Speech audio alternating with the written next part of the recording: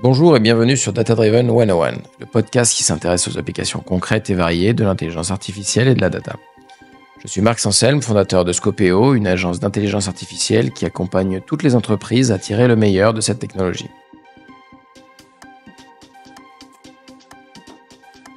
Aujourd'hui, je reçois Emmanuel Hertel, DG Innovation and Trust, la Digital Factory chez le groupe Tessi, leader de l'outsourcing de processus métiers. Bonjour Emmanuel. Bonjour. Alors, est-ce que tu peux rentrer un peu plus dans le détail que ce que je viens de faire sur le groupe Tessi et ton équipe en particulier? Bien sûr. Donc, Tessi, c'est une société française qui fait un demi-milliard d'euros de chiffre d'affaires, qui est présente dans 13 pays pour 15 000 collaborateurs et qui fait 3 grands métiers. Un premier métier qui est le métier principal, qui est un métier d'outsourcing. C'est toujours compliqué de comprendre ce que c'est que l'outsourcing. Dans l'outsourcing, il y a 2 activités. Une première que tout le monde connaît, c'est les centres d'appel. Donc, nous avons des centres de relations clients qui prennent des appels pour le compte de clients. Donc, tu ne sais pas que tu parles à Tessi, tu penses que tu parles à la marque qui nous emploie. Et puis, un deuxième métier qui est l'outsourcing des processus métiers, où là, typiquement, des banques, par exemple, vont externaliser le traitement du dossier de crédit. Donc, toi, tu envoies ton dossier de crédit à ta banque, mais en fait, ça n'arrive jamais à la banque, ça arrive chez nous. C'est nous qui allons le traiter. Et puis ensuite, on va dire à la banque les résultats, l'acceptation des documents, des contrôles de fraude et dire, OK, le dossier de crédit est conforme et valide. Ça, c'est le premier métier. Et ensuite, on a 2 métiers qui sont très, très technologiques. Dans l'outsourcing, il y a toujours de la technologie, mais en plus, là, accéléré, qui est un premier métier d'intégration de logiciels pour le compte de tiers et le métier que je représente, qui est l'édition de logiciels. Et donc, aujourd'hui, j'ai à peu près 350 collaborateurs qui travaillent dans mes équipes pour produire des logiciels autour de la confiance numérique, du business process automation et tout ce qui est la gestion du vrac numérique sur la JET, par exemple, ou l'archivage électronique. Et on fait vraiment un métier de confiance, le métier de confiance digitale. Sur ce sujet de la confiance numérique, on parle de signature électronique, de vérification d'identité, hein, c'est bien ça, ce qu'il y a derrière ce mot. Quel est le constat sur le besoin à la base? Alors, tu as raison, effectivement, on parle bien de signature électronique et de vérification. Dans la signature électronique, on n'est pas sur la simple signature électronique. Il y a 3 niveaux de signature. Ouais. Il y a la signature simple. Je fais un gris-gris sur un bout de papier. Je fais pareil avec mon ordinateur. Ouais. Je fais une signature avancée où je commence à y mettre du contrôle d'identité. Et puis, je fais de la signature qualifiée où là, je vais même aller jusqu'à vérifier des preuves de vie, faire extrêmement attention à la véracité de l'information et surtout à la personne qui va aller signer. Et quand je fais de la vérification d'identité, je vais même au-delà. C'est que je vais vérifier l'identité de la personne, je vais m'assurer que tu n'es pas sous contrainte, je vais prendre la possession de ta caméra pour savoir que tout va bien, je vais te monter des preuves de vie, je vais te demander de scanner ta pièce d'identité. Voilà. Il y a beaucoup de processus. Et aujourd'hui, plusieurs constats sont exécutés. Le premier, c'est que ce marché est un marché de transformation. Donc le premier niveau de signature, tout le monde quasiment s'est équipé. Je crois que c'est plus de 65% du marché aujourd'hui en France qui est équipé, et essentiellement avec un premier gros leader qui était un leader américain. On est aujourd'hui sur des marchés de renouvellement sur cette partie-là. On aura sûrement l'occasion d'en reparler. Et puis, maintenant, nos clients nous demandent de plus en plus de monter dans la chaîne de valeur de la confiance numérique par ces principes de vérification, par ces principes de sursécuriser la signature électronique. Donc aujourd'hui, on voit quoi? On voit un marché qui évolue à demander de plus en plus de contrôle. Ça, c'est le premier élément de cette tendance.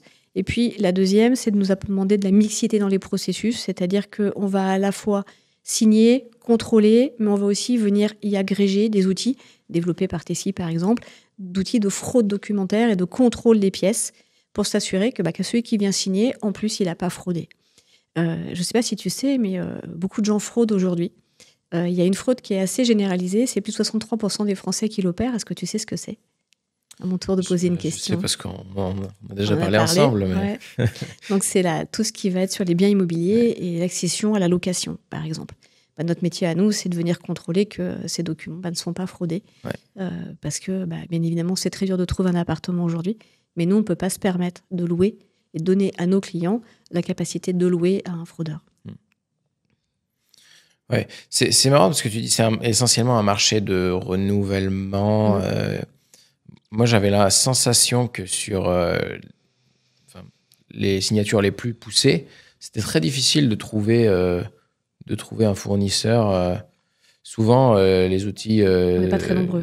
sont complètement tout intégrés, mais un outil de signature, quand on a besoin de signer un papier ou quelques papiers à droite à gauche, avec de la signature qualifiée, il y a peu d'acteurs qui proposent. Il y a peu d'acteurs. On est un des rares acteurs sur le marché à proposer ce processus-là de bout en bout.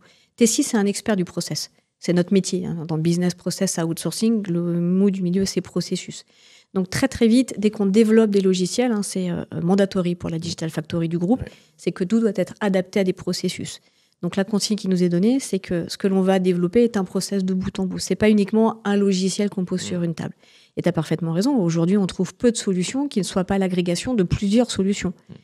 Donc le marché de renouvellement, c'est, sans le citer, DocuSign, acteur américain, qui va perdre des parts de marché face à la souveraineté demandée par les États européens.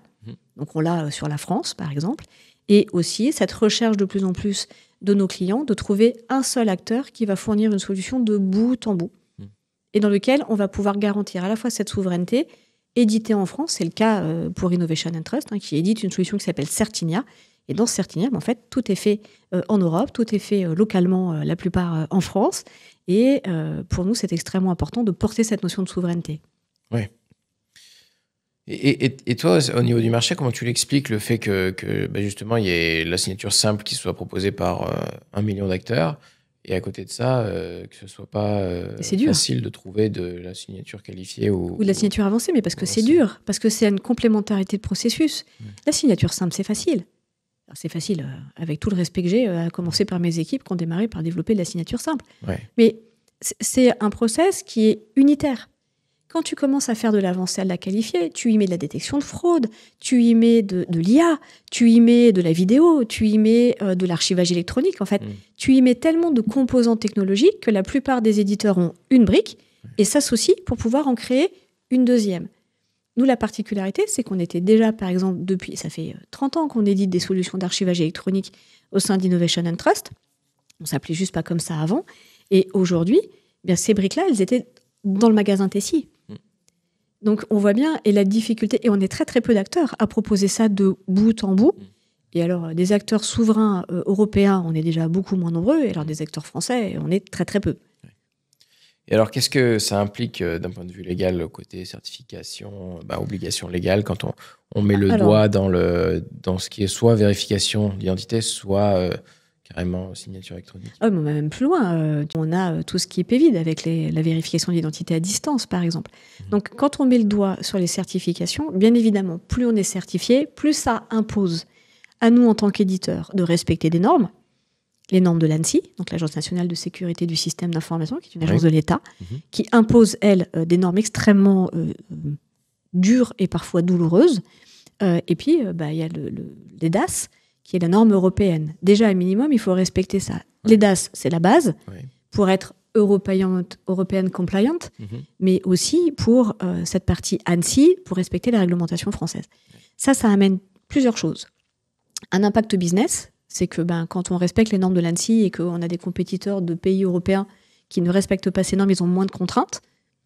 Donc, on a des contraintes en France qui sont très fortes, mais qui sont aussi une vraie sécurité pour nos clients.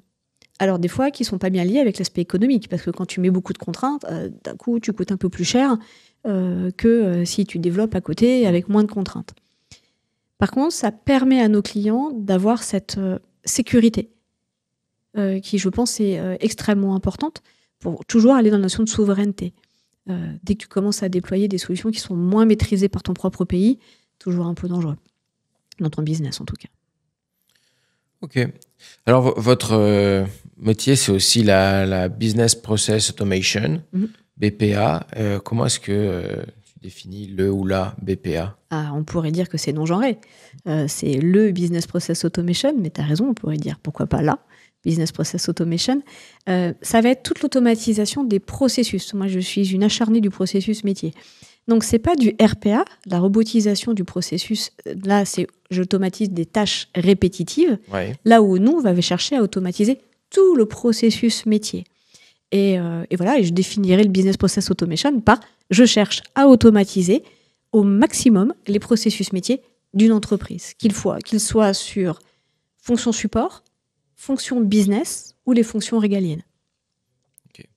Donc on pourrait dire que si on veut donner des exemples concrets, dans le RPA, on va être sur des macros, je copie-colle. Des copier-coller voilà, je copie-colle automatique. Et dans le business process automation, il y a le décisionnel qui intervient peut-être à un endroit, il y a des décisions qui sont prises. Et j'y mets mon business.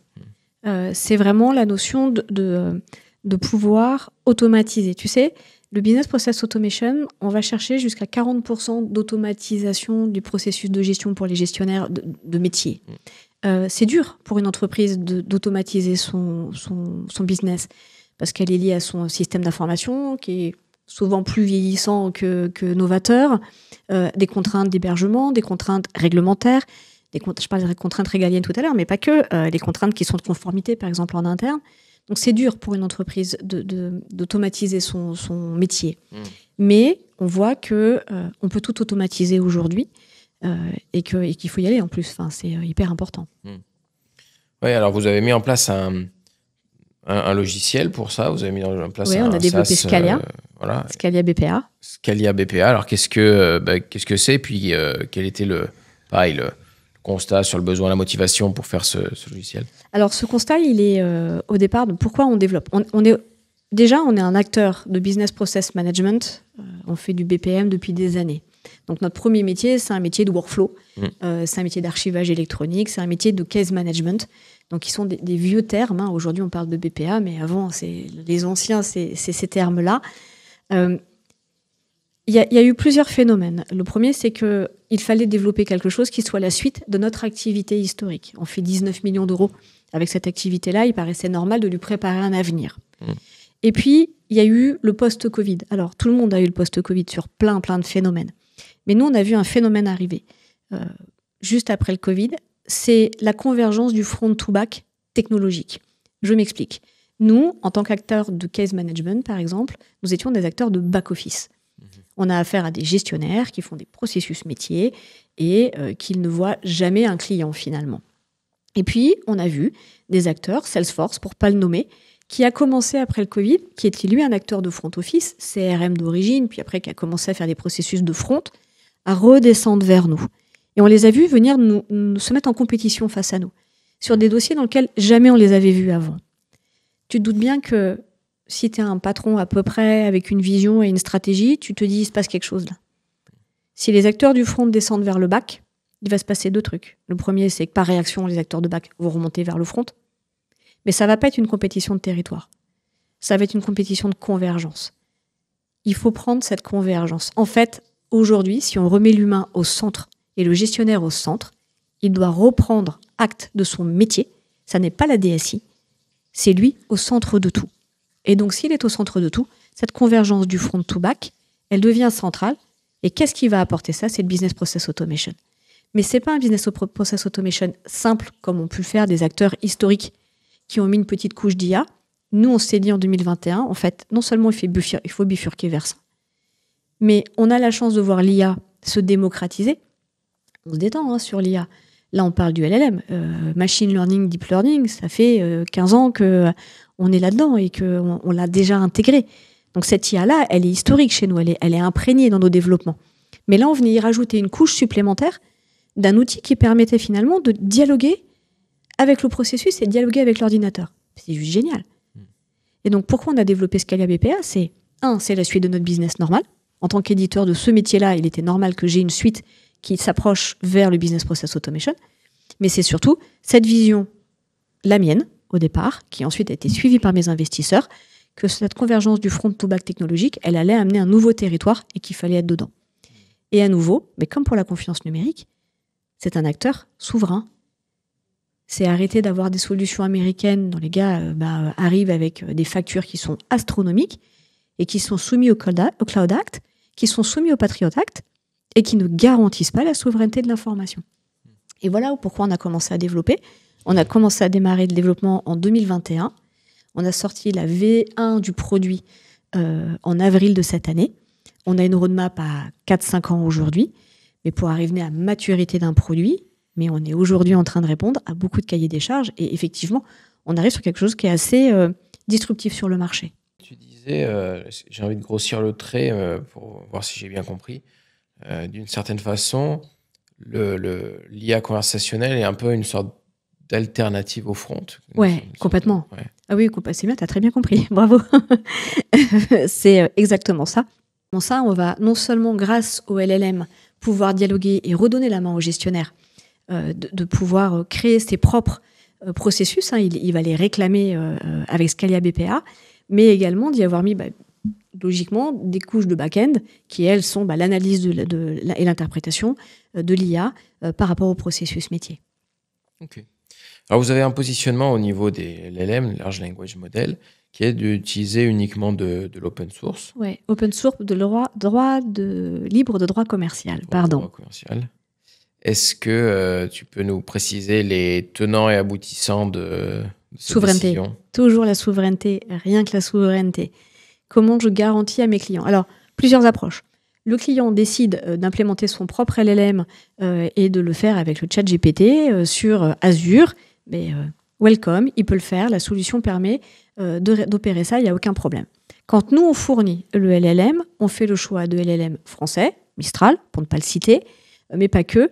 Effectivement, prendre des LLM qui sont libres de droit d'usage commercial, ça veut dire qu'on va les réintégrer dans nos propres data centers et on va les faire tourner sur nos propres GPU. Il n'y a rien qui sort. D'accord. C'est la règle. Du coup, vous vous limitez, du côté de Mistral par exemple, vous vous limitez au modèle open source. Sachant qu'ils ont des modèles qui sont meilleurs, en tout cas de meilleures performances, non open source. Oui, mais parce qu'en fait, ce que je viens chercher, c'est pas tant le modèle Mistral, c'est ensuite le modèle de mon client. Donc, ce qu'il va faire, c'est qu'il va lui-même faire grandir ce modèle. Mais avec quelque chose de local. Exactement, parce que finalement, notre client, là, je parle vraiment des processus métiers. Je ne suis pas sur les fonctions support. Ouais. Fonctions support, on pourra avoir une autre approche. Mais aujourd'hui, sur tout ce qui va être processus métier, c'est le métier qui doit progresser. Je te dis n'importe quoi. Je récupère des informations brassées sur la toile d'éléments qui ne concernent absolument aucune banque. Ouais. Ça ne va pas lui servir à mon client bancaire. Donc, j'ai besoin, moi, de faire grandir des moteurs qui se spécialisent. Et on voit bien aussi qu'aujourd'hui, avec l'IA, on est très généraliste. Dès qu'on parle, le seul mot qui fait du buzz, c'est le LLM. Mais on voit bien que c'est pour faire du tout venant. Dès qu'on va commencer à être surprécis sur des processus, je sais pas moi, d'entrer en relation KYC, Know Your Customer, dans lequel, ou un processus de demande de carte bleue. Je ne vais pas le trouver sur le chat GPT. Il faut qu'en fait, mon IA, elle apprenne du processus de mon client. Donc, vous allez, par exemple, demander au client, donc aujourd'hui, il le traite manuellement. On va lui demander de nous donner ces données de traitement manuel pour entraîner un algo. Et ensuite, vous mettez cet algo à disposition de Alors, c'est lui qui va l'entraîner. Moi, je ne fais rien. D'accord. Je lui mets à disposition Scalia BPA. Bien évidemment, je l'accompagne. Mais derrière, ce sont ses datas, dans ses environnements. Tout est cloisonné. Vraiment, on vient chercher... Enfin, je le martèle, ça fait un peu... ça peut être un peu lourd. Mais en fait, cette souveraineté, elle est fondamentale. Mais alors, si le client a la main sur son entraînement, comment est-ce qu'on garantit, en fait, par exemple, la non-régression, qu'il n'y ait pas... le lendemain, il a fait une bêtise et en fait, du coup, on casse la... Si Scalia BPA est bien fait, ce qui a l'air d'être le cas, il a été audité il n'y a pas longtemps, donc ça a l'air d'être le cas. Normalement, même s'il fait une erreur, on doit pouvoir la rattraper. Donc lui, il a la moyen soit de rejouer des éléments qui ont été appris par ailleurs et il va pouvoir les rejouer, les backuper, les sauvegarder. Mais tu sais, on a les mêmes cas, ces questions-là, qui est une question totalement pertinente, mais on l'avait déjà quand on disait « Oh là là, le client, il va modéliser tout seul son workflow. » Tu sais, tu te rappelles, là, quand on dessinait les modélisations de workflow, on disait « Mais s'il se trompe et qu'il oublie de fermer une étape, le workflow, il va tourner en rond et puis ça va tout planter. » Ces questions-là sont valables pour tout. C'est-à-dire que tout ce que tu prépares, si tu ne mets pas un peu de rigueur et si tu sauvegardes pas avant, tu risques d'avoir des surprises. Par contre, remettre l'utilisateur au centre. Tu sais, moi, quand j'ai créé Innovation and Trust et qu'on l'a monté avec l'appui du groupe Tessie en 2022, le premier truc que j'ai dit, c'est « Je veux être human interactive first ». Je veux remettre l'humain au centre. Avec Scalia BPA, je remets l'humain, je remets le gestionnaire au centre de son activité. Et donc, Un gestionnaire, il commet des erreurs comme tout être humain, mais il a des systèmes qui le rattrapent en fait. Et le fait d'avoir les IA qui apprennent, eh bien, ça va lui permettre aussi de s'accompagner dans ce risque d'erreur. Donc l'erreur n'existe, enfin le non-erreur n'existe pas, mais par contre, Scalia BPA permet de sauvegarder, protéger, d'alerter, de ramener de la cohérence, de dire attention, il y a un truc qui marche pas correctement. Voilà, c'est plutôt bien foutu. Ouais. Oui, non, l'erreur ou autre, je veux dire, le simple fait qu'il y ait une nouvelle version donne la possibilité que la nouvelle version soit moins bonne que la précédente. Alors, si on veut se rattacher un petit peu, parce que c'est vrai qu'on parle de façon très abstraite, mais on aime bien parler concrètement sur des exemples. Est-ce que tu peux nous donner des exemples de business process automation? Du coup, on va commencer par des cas qui marchent bien, des choses qui ont bien marché dans le passé. Éventuellement, pourquoi est-ce que c'est des cas qui s'adaptent très bien à la business process? Alors, je vais répondre concrètement, mais pas tout de suite. Le premier élément, c'est que tu sais que c'est très dur aujourd'hui pour les entreprises d'automatiser leur métier. Elles ont toutes des besoins. Je crois qu'il y a plus de 80% des entreprises qui disent avoir pris des premières initiatives d'IA, mais tu te rends compte qu'en réalité, elles le prennent sur les fonctions support. Donc, avant même d'arriver sur l'automatisation des processus, il y a sur les fonctions support ou les cas qui marchent bien, les contrats juridiques, l'analyse des CV. Compliqué, mais voilà, qui permettent de pouvoir vérifier si un CV, on fait sortir des CV du lot qu'on n'aurait pas regardé naturellement avec de simples critères humains, ou alors dans le sens de les challenger. On peut avoir des fonctions... la RH marche très bien, par exemple, sur l'automatisation des processus. Nous, on est en train de travailler sur des process achats, sur les fonctions support. On est en train de travailler sur des process de demande d'engagement, par exemple. Tous ces processus-là sont des réussites parce qu'ils sont faits pour être automatisés, dans le sens où on sait un process avec quelque chose qui, en fait, étape 1, étape 2, étape 3, étape 4. Donc ça, c'est hyper simple. Dès qu'on touche les processus métiers, on vient se mettre en difficulté parce qu'on est autour du système d'information. Et donc, pour ça, je disais, je vais répondre à ta question, mais en fait, dans ta question, sur des processus métiers, ils peuvent tous très, très bien marcher. Oui. Je sais pas, je cite les banques parce que c'est les premiers clients auxquels je pense et parce que c'est les premiers à avoir fortement démarré sur le business process automation. Ouais. L'entrée en relation, la lutte contre le blanchiment et la fraude et la lutte contre le terrorisme, donc le LCBFT, ça marche très bien dans l'automatisation. Pourtant, ce sont des processus qui sont complexes parce que ça vient travailler avec la conformité et ça met plusieurs acteurs autour de la table. Ces processus-là marchent très bien. Mais en réalité, tu vois, on est en train de travailler sur un dossier où il y a 480 processus à automatiser. Ils vont tous marcher. Si ça marche bien en interopérabilité avec le système d'information, dès que l'interop avec le système d'information ne va pas fonctionner, c'est fini. Et on aura beau faire le meilleur processus du monde, là, il y aura quelque chose qui va bloquer. Ce qui est clé, c'est la connexion avec Mais on ne peut pas arriver tout seul. Si on arrive tout seul, ça marche super bien. Si on arrive avec nous tout seul, ok, mais tout seul, ça n'existe pas. Il n'y a pas une solution. Tu fais un métier d'IA également. Tu es bien confronté aujourd'hui à comment je m'intègre dans un système d'information qui, lui, n'est pas fait pour recevoir ce type. Donc oui, on va faire de l'interopérabilité. Oui, on va s'appeler par API. Oui, on va être consommé en termes de services. Enfin, on peut faire beaucoup, beaucoup de choses. Mais donc, qu'est-ce qui réussit ? Je vais te faire une réponse de Gascon. Tout réussit. Qu'est-ce qui échoue ? Si on n'arrive pas à s'interopérer et que les processus donnés sont attendus en hyper-interopérabilité, ça ne marchera pas. Et ce n'est pas un problème de Scalia BPA ou ce n'est pas un problème de Tessie.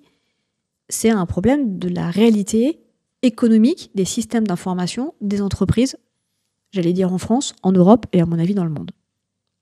Ok. Alors, si on prend le cas du RH, tu nous dis le RH, est-ce qu'on peut expliciter encore plus de quoi on parle ? Donc, parler de CV, analyse de CV. Ouais, par exemple. Un CV arrive, qu'est-ce qui se passe ? Un CV arrive, en fait, on a des critères au départ de dire je veux tous les CV, je sais pas moi, femmes, ingénieurs, banlieue. Attention que les RH ne se méprennent pas, il n'y a pas de ce genre de critères, c'est un exemple pour illustrer. Et comment on fait remonter ces CV-là dans la pile ? alors que c'est pas clairement explicité. Il n'y a pas écrit « j'habite en banlieue parisienne », il y a peut-être une adresse, peut-être pas. Ça peut être dans les écoles, ça peut être dans les analyses, mais c'est aussi je trouve une école et puis le collaborateur demande un salaire et aller faire des recherches pour dire en fait, le salaire demandé est au-dessus ou au-dessous, ça arrive parfois, du salaire de référence de cette école. Donc on peut faire énormément de choses sur une analyse de CV. On peut en supprimer tous les biais de racisme, de xénophobie ou je ne sais quoi par rapport à ça. Donc avec l'IA, on peut faire beaucoup de choses en termes d'analyse.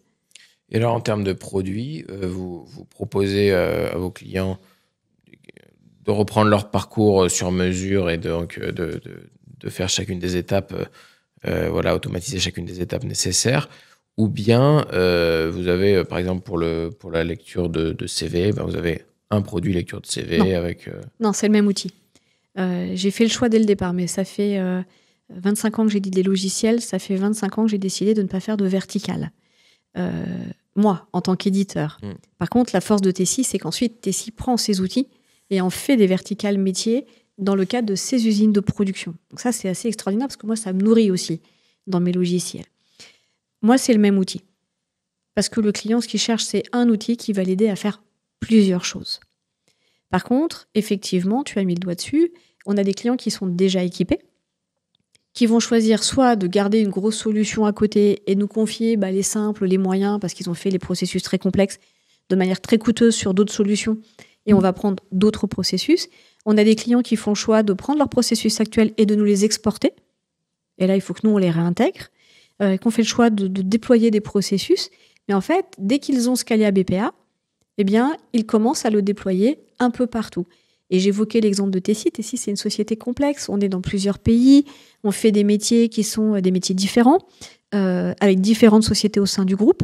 On a des processus qui sont très complexes. Quand j'évoquais tout à l'heure, par exemple, le processus achat ou le processus d'onboarding de nos fournisseurs, je ne vais pas développer quelque chose pour ça, alors qu'il y a 1 mois et demi, mon DPO m'appelle en me disant « j'ai un besoin de faire des processus d'anonymisation à la demande d'une collaboratrice qui nous demande d'anonymiser ses datas ». Je ne vais pas lui développer une autre solution à côté. Donc en fait, il faut que ma solution Scalia BPA soit suffisamment généraliste pour répondre aux besoins des entreprises. Et ensuite, c'est la force du groupe Tessie, en tant qu'expert du BPO, de lui verticaliser des processus qu'il déploie sur ses propres usines pour le compte du client. Ouais. Alors, c'est quoi le parcours client là, de la vente à la mise en prod? Je suis client, j'arrive, j'ai un besoin, j'ai un business process à automatiser.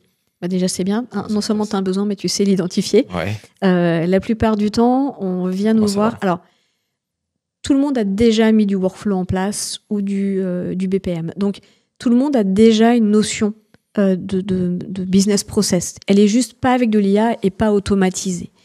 Donc, la plupart de nos clients, effectivement, ont soit un nouveau besoin, croissance externe, de nouveaux services à ouvrir ou des services qui ne sont pas rentables.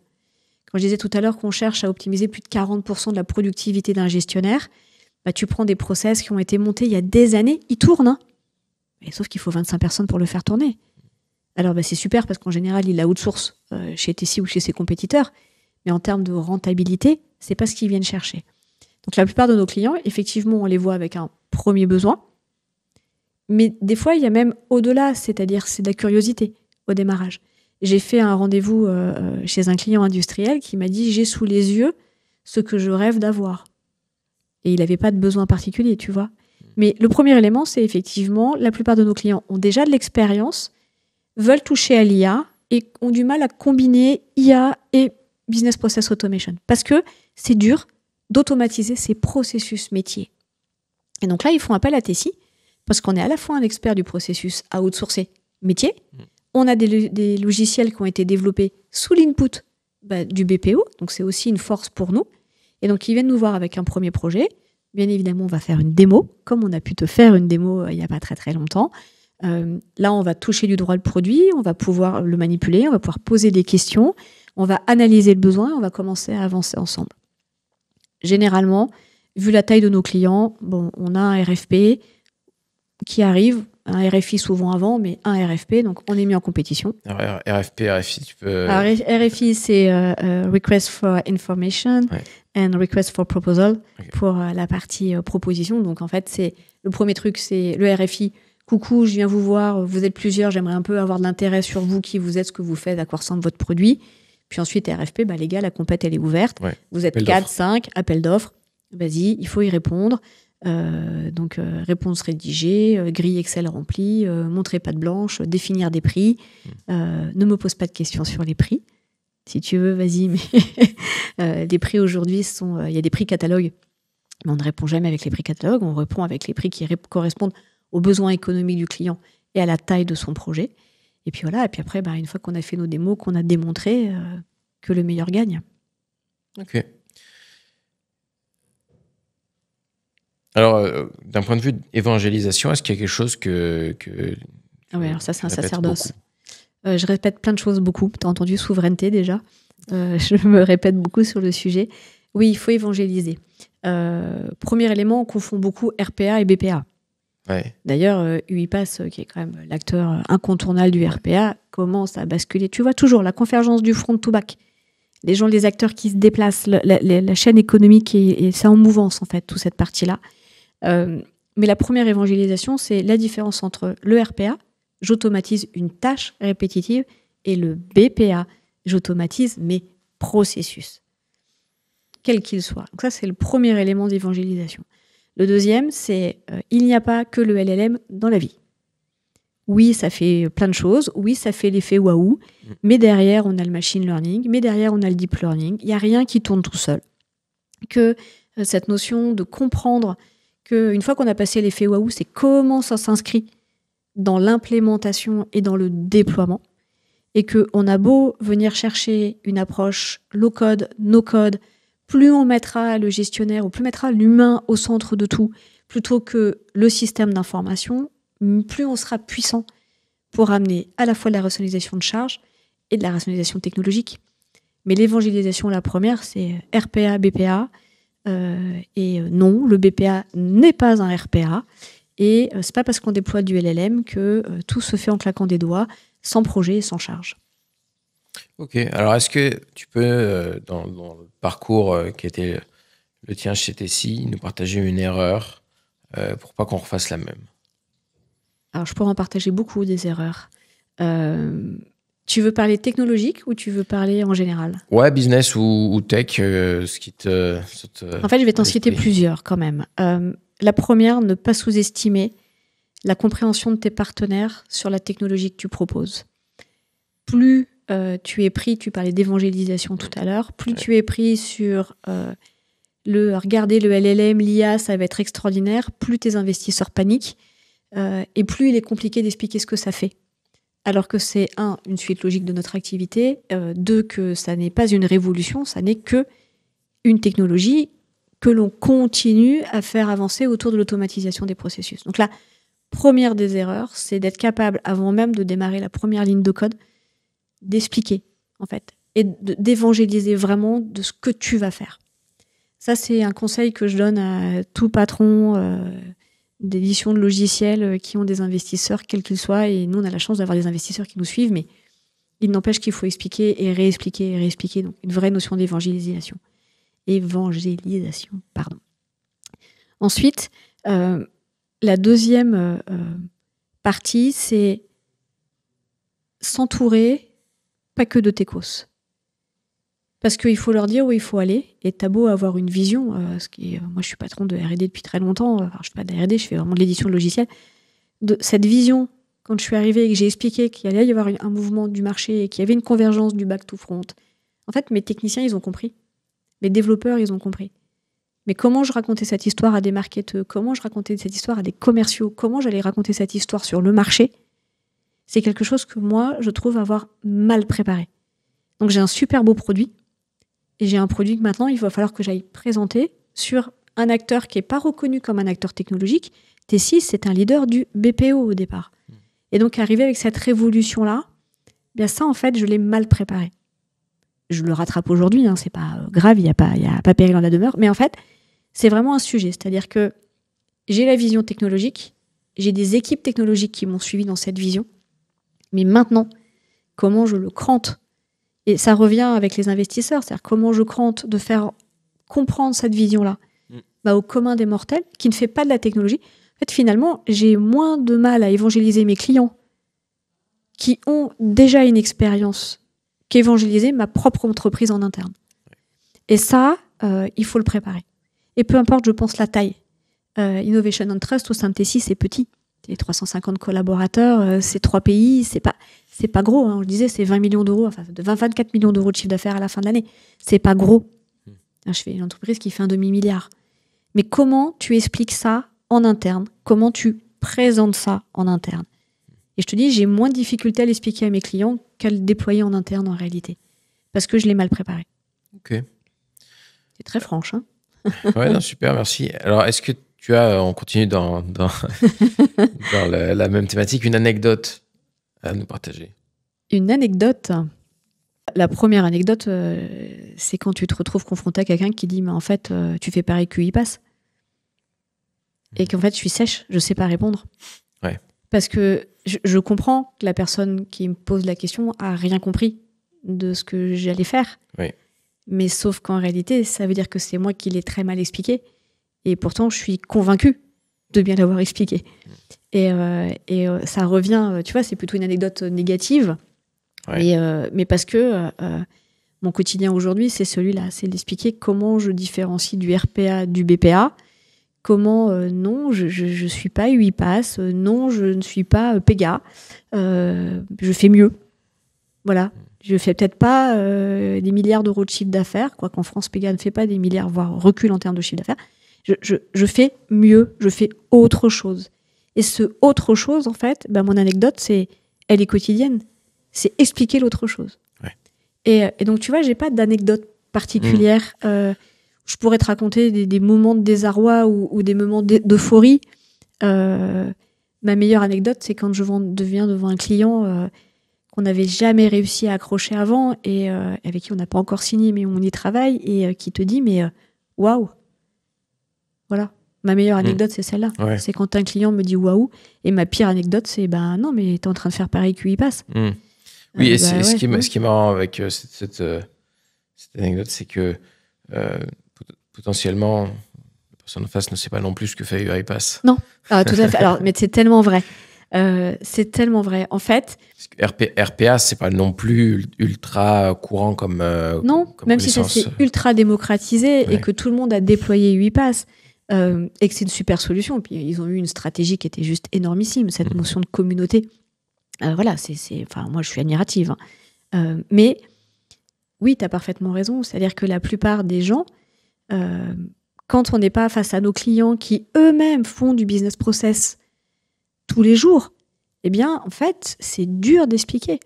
Et tu as raison, la plupart ne savent pas ce que fait UiPass, mais j'ai eu des comparaisons des fois où tu es là, tu dis « Oula, non ». Et parce que ce sont des verticales.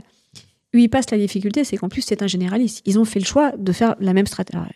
Ils ont fait la même stratégie que moi. Non, j'irais plutôt dire qu'il y a de l'influence me concernant, qui est de faire un produit généraliste qu'ils ont pu déployer partout. C'est ça que je viens chercher moi avec Scalia BPA. Là où, en fait, on confond très souvent des verticales métiers. On est venu me dire, mais en fait, Scalia BPA, ça pourrait remplacer Jira. Oui. Sur le papier, oui. Mais non, Jira, c'est un spécialiste. Il a fait une verticale. Donc Jira ne vient pas chercher du business process métier.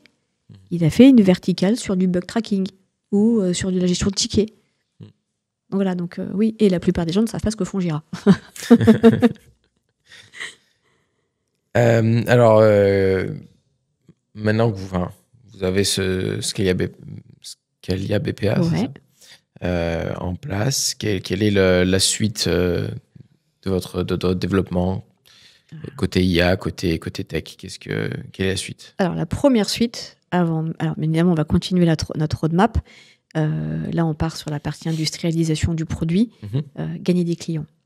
Là, maintenant, il faut qu'on crante de gagner des clients parce qu'on va se nourrir de nos clients. Tu sais, quand on construit un produit, on démarre par une idée. Alors, 1, une vision. 2, une idée. 3, une équipe pour le développer. Puis ensuite, commencer à travailler des use cases. Et finalement, tu es quand même assez seul. Ouais. Parce que c'est pas vrai. Celui qui vient t'expliquer qu'il fallait aller prendre les use case clients pour aller développer un produit, en fait, tu disruptes rien. Tu fais ce qu'attend le client, mais un client. Ouais. Alors qu'en fait, on vient essayer d'en capter le plus possible. Donc, le premier élément, c'est de se confronter au commerce. Et maintenant, on y est. Et de l'autre côté, côté R&D, c'est de continuer à accélérer les moteurs, bien évidemment, mais pas que les moteurs d'IA. On a 4 composants sur Scalia BPA. C'est faire grandir tous nos composants et automatiser au maximum les processus. Venir épluguer les notions de fraude. En fait, on voudrait mettre du contrôle documentaire plus poussé aussi dans la solution et pouvoir s'étendre dans toutes les activités du groupe Tessie également, mais pas fonction support, bien sûr la partie traitement de nos clients. Donc là, la première roadmap qu'on a maintenant, pour ne pas dévoiler les roadmaps produits, elle est business. Elle est aller se confronter au business, continuer à y aller. On sait qu'on fait un effet, pas que waouh, on a vraiment un produit disruptif. On est le seul produit européen comme ça aujourd'hui sur le marché. On l'a comparé, on l'a regardé. On a beaucoup de respect, par exemple, pour Bonita Soft, mais Bonita n'est pas Scalia BPA. Donc, on fait très attention à comment tout ça évolue. Mais là, la roadmap, la feuille de route, c'est le commerce. Commerce et se faire connaître et montrer et démontrer ce produit parce qu'il doit être regardé. Il amène vraiment, et pour une fois, je pèse mes mots, une vraie révolution sur le marché. D'accord. Alors, qui est-ce que tu aimerais entendre au micro de Data Driven 101 dans un prochain épisode? Alors, j'ai pensé à plein de gens. Parce que à la fois je trouve que le podcast est passionnant et je suis vraiment très très contente de l'avoir fait, j'en suis même très très fière. Merci. Mais je le redis, la personne que j'aimerais voir ici, c'est pas quelqu'un qui fait de la tech pour de la tech, c'est quelqu'un qui est confronté tous les jours avec ses clients, qui représente une agence de communication qui s'appelle Thierry Coumagnan et qui est à la fois pour moi un modèle d'inclusion, un modèle de diversité, qui croise beaucoup d'informations et qui entend plein de choses différentes. Et tu verras, c'est pas un technicien. Tu n'iras pas lui dire quelle technologie sur l'IA. Mais par contre, l'entendre te parler de ce qu'il voit sur le marché, de quels clients il accompagne. Il en a qui sont... Enfin, il a un rappeur, il a des clients institutionnels. Et d'avoir quelqu'un qui vient te parler de la vision technologique du marché avec une voix qui est diamétralement différente. Et c'est un très beau porte-parole. Merci beaucoup pour la recommandation. Avec plaisir. Merci Manuel. Merci beaucoup.